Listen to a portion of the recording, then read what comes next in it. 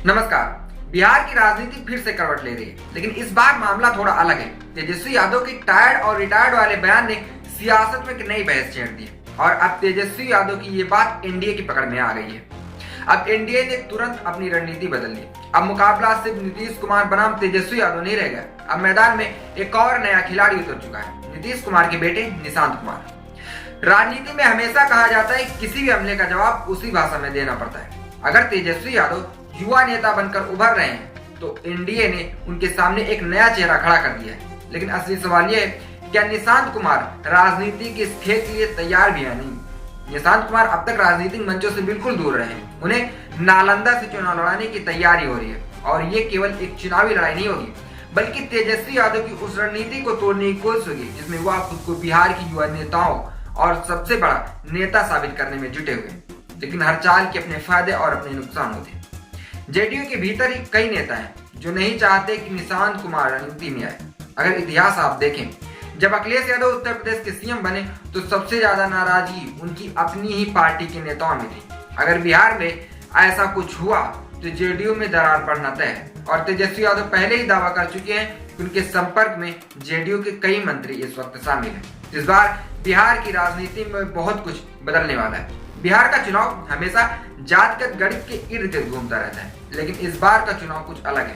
पहली बार युवा मतदाता बेरोजगारी और विकास जैसे असली मुद्दों को बनाते हुए दिख रहे हैं। तेजस्वी यादव ने दावा किया कि बिहार में 60% युवा वोटर है और नीतीश कुमार उनकी समस्याओं को नहीं समझते हैं। और अब एनडीए का जवाब आता है निशांत। लेकिन इस रणनीति में एक और बड़ा सवाल खड़ा है, क्या बिहार के वोटर सिर्फ चेहरा देखकर वोट देंगे?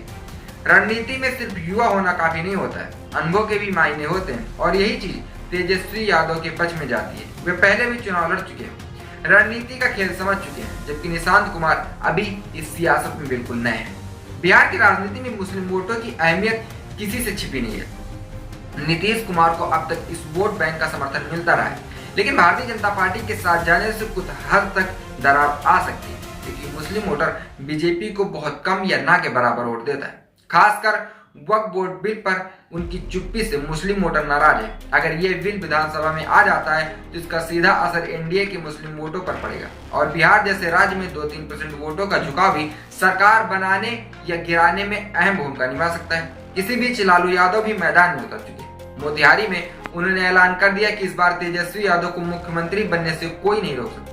उनकी मौजूदगी अपने आप में एनडीए के लिए एक चुनौती साबित होती है, जो हमेशा साबित भी होती रही है। उन्हें तेजस्वी यादव की माई बहन योजना और सम्मान को महिलाओं के लिए क्रांतिकारी बताया और जनता से इसे गांव-गांव पहुंचाने की अपील की। बिहार में जब भी महिलाओं से जुड़ी कोई योजना आई है तो उसने चुनावी समीकरण पूरी तरह से बदल चुके हैं। दूसरी तरफ चिराग पासवान के चाचा पशुपति पारस नीतीश कुमार के खिलाफ खुलकर उतर चुके हैं। उनका कहना है कि बिहार को 20 साल से जातिवाद और भ्रष्टाचार में ढकेल दिया गया है, अब बदलाव की जरूरत है।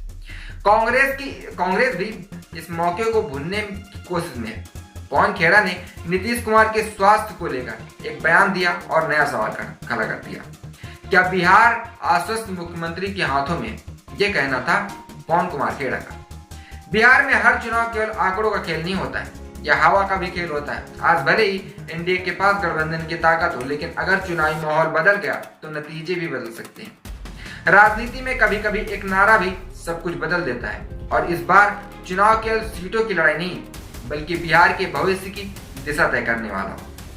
आपको क्या लगता है, क्या बिहार में तेजस्वी यादव सरकार बना पाएंगे या फिर से नीतीश कुमार कोई कमाल करेंगे, या भारतीय जनता पार्टी महाराष्ट्र की तरह बिहार में कोई बड़ा खेला करके अपनी सरकार बना लेगी? इस बात का जवाब कमेंट बॉक्स में कमेंट करके जरूर दें। देखते रहिए हालचाल। जय हिंद।